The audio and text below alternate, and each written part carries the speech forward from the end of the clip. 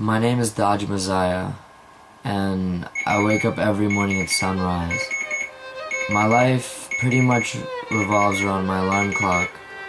It's really one of the only things that really reminds me of home. I've learned that over the years that what's the point in taking life for granted? The reason for this is that I'm a refugee. I grew up in a small town in Chechnya. My father, he was a soldier. There's one thing I do devote my life to, and that's photography. My one fear in life is that I may pass without leaving something behind, but with photography, it slowly diminishes that fear. I got into photography soon after my father's death in the war. I used to always think that taking pictures would be a way for me to stop time for a second, so I'd be able to be there and live in that moment again. Back home, my mother and I were barely able to afford bread. Living on the money we had, we tried to get by. But even with constantly working, we still didn't have so much money. I didn't really go to school. We just didn't have the money to go. And the only free time I did have was at nights, when I would look up to the stars and say, wow, I wish I could be that high up. I wish I could be so far away from here, so free and without fear.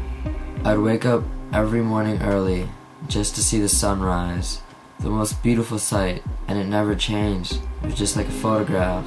And that's how I met her, the love of my life, the most beautiful girl I'd ever seen. We would meet together and watch the sunrise. Her father had also died in the war, and she had devoted her life to gaining freedom and peace. But the government, that's no woman's place. And after she went to protest the government, the next morning I was watching the sunset alone. I keep my photographs scattered everywhere. Some good memories, some bad. I also have some photos still on my camera. This is a picture of my cousin. I remember seeing him healthy, playing and laughing, and then a week later I got the news. He was 6 months old and I got the news that he passed away. He was sick and they just said there was nothing they could do. And I just miss him so much. But afterwards, I heard news that my older cousin was going to have a baby, and I was so happy, I was just so thrilled. And when it was time, I went to go meet her, and I was told that there was a complication with the birth.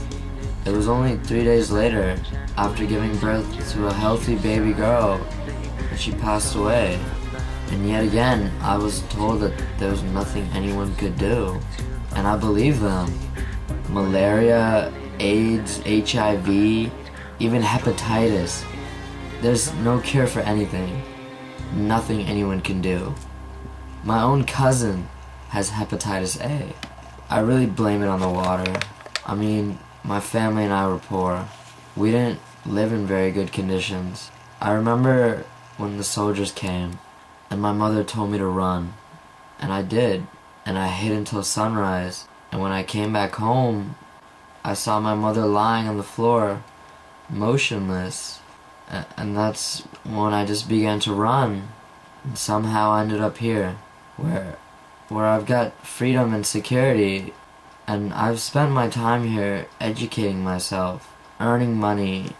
I've learned a lot more about the world, and I've learned about the United Nations and what they're trying to do. 8 goals. It's kind of ironic. It's been 8 years since I left home. I'd like to go back someday.